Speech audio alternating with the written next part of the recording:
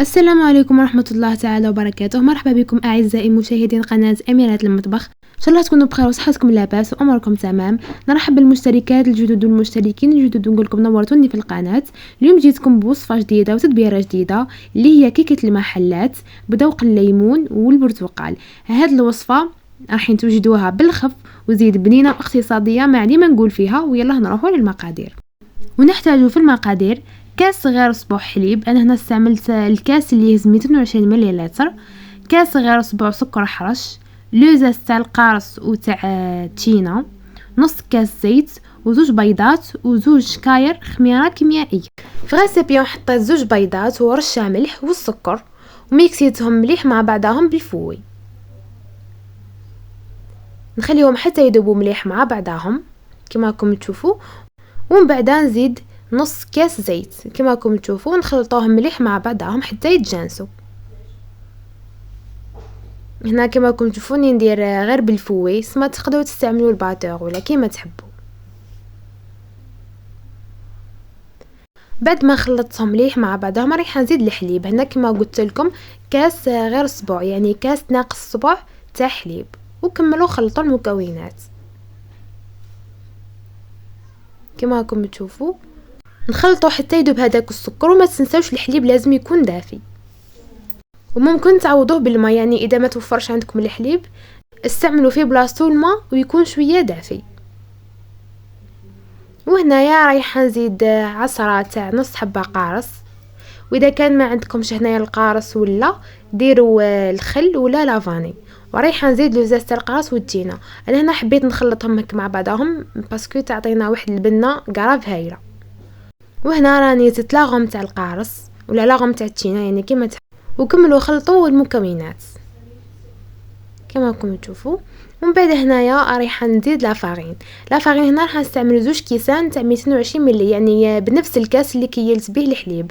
رايحه ندير منه زوج كيسان تاع فارينه وغربلوها وحطوها في هذاك الخليط تاعكم هكا باش يجيكم الخليط تاعكم ليس ما يجيوش فيه هذوك الحبيبات.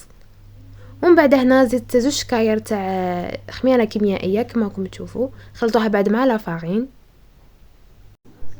كما راكم تشوفوا. خلطوا مليح ودوكا على حسب القوام تاع الخليط تاعكم، يعني اذا شفتوه مازال يحتاج لافارين زيدوا شويه، اذا كان شفتوه خلاص ما يحتاج لافارين حبسوا.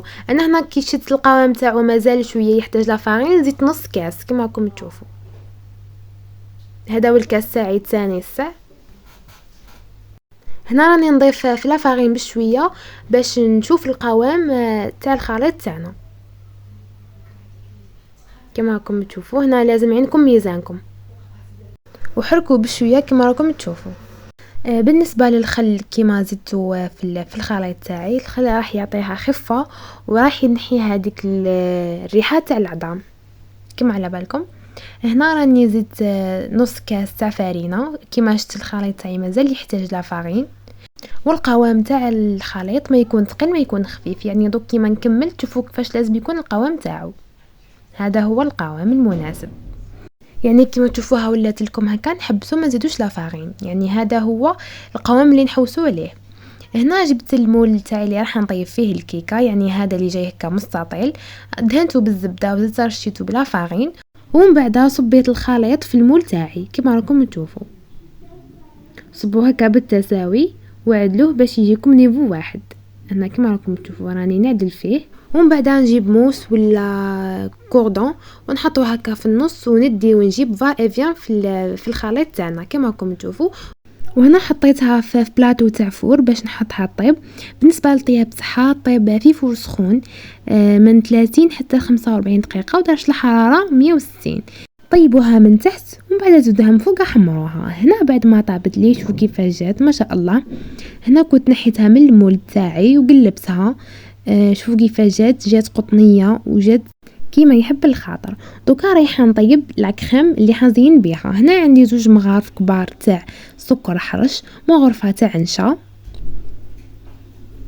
وعصره تاع حباتينا كما راكم تشوفوا، وكاس حليب. هنا خلطوا كل شيء بارد في البارد. هنا خلطت كل شيء مع بعضه، خلطته مليح مليح ومن بعد حطيته فوق النار تكون هاديه مع التقليب المستمر باش ما تحصل لكمش باش ما تستحرق لكمش. هنا بعد ما طيبتها شوفوا كيفاش جات، يعني جات ما شاء الله، جات بنينه ثاني. خليوها تبرد شويه وحطوها في هاد العفسه هذينا اللي عندي، حطوها يعني في لابوش ولا اي حاجه، واعملوا خطوط هكا فوق الكيكه تاعكم، وكملوا بنفس الطريقه يعني حتى تغطيوها كامل. وباش ندير اللون الاصفر نزيد نجيب هذيك لاك خام تاعي ونحط فيها لاغوم تاع التشينا كما راكم تشوفوا حتى ولاتنا هكا صفراء، ونكمل نزين. انا هنا حبيت نخلط يعني نديرها تاع تشينا وقارص شغل الحامض في الحامض، وزيد هذيك الحموضه هذيك المليحه يجيو قراف بنان. ومن بعد دخلوها للفريغو تاعكم وخليوها تحكم راحه، ومن بعد اجبدوها وزينوها كما حبيتوا. انا هنا زينتها بلي ترونش تاع القارص والتشينا وشويه نعناع، وهذا هو الشكل النهائي تاع الكيكه تاعنا. شوفوا كيفاش جات، يعني جات ما شاء الله تشهي، تليق تاني بفصل الشتاء ولا هكا يجيكم ضيف هكا على غفله تحضروها في وقت قصير وزيد تحمر لكم وجهكم. ان شاء الله الوصفه تاع اليوم تنال اعجابكم وتجربوها وتبارطاجوها مع احبابكم. ما تنساوش تعملوا لي اشتراك في القناه، لاني هاد اليومات راني جايتكم بوصفات وتحضيرات رمضان ان شاء الله. وما تنساوش تابونيني في لاباج انستغرام لي برنسيس دو كويزين، راني حاطه فيها مقتطفات هكا صغار تاع الوصفات. درك ما عليا غير نقول لكم تهلاو في رواحكم، ان شاء الله يكون خفيفه ظريفه عليكم. والسلام عليكم ورحمه الله تعالى وبركاته، نتلاقاو في وصفه اخرى ان شاء الله.